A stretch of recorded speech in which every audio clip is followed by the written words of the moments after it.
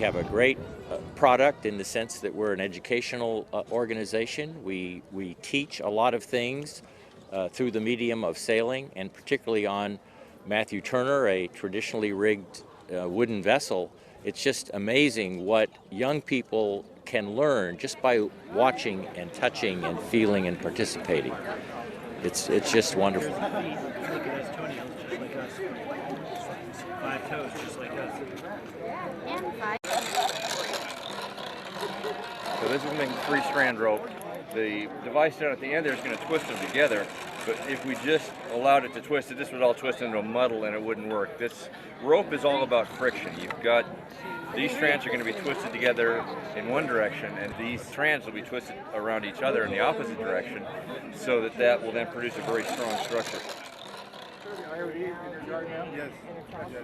I like Call of the Sea because I like their mission of helping children attain more self-confidence and knowledge of the Bay, because I discovered that people around the Bay, especially from underserved communities, often don't understand what it is or why it's important. Some of them, who I worked with in Richmond, for example, had never been to San Francisco. They've never crossed the Bay.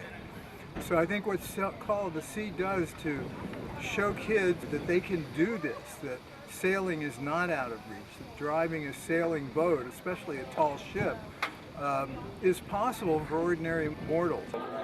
We can generate waves and display the motion of waves. The kids love this exhibit because they can kind of see, wave motion. And there is one of the cool things is this dye that we can put in the water, and that is a really good way of demonstrating like the circular sort of oscillatory motion of the waves. It's a good hands-on exhibit that the kids love to play with.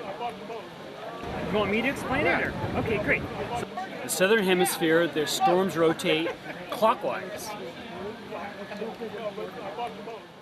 If you live on Sausalito's beautiful hillside, you may have a view of the Marin ship, but you may not know about the ecosystem of innovation and creativity that goes on in that beautiful working waterfront, and what is at stake if it is lost. We are here to educate and protect Marin ship for the future generations, to make sure that we can preserve our historical maritime history. In the process of building the ship, we created quite a strong community.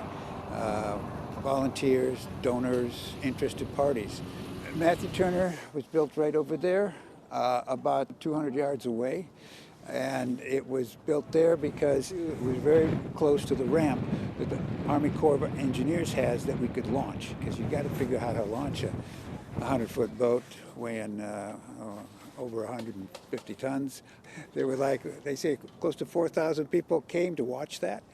And for a moment it looked like it might not happen. You're going, oh my goodness. But we did make it happen, and it was a great, joyous day.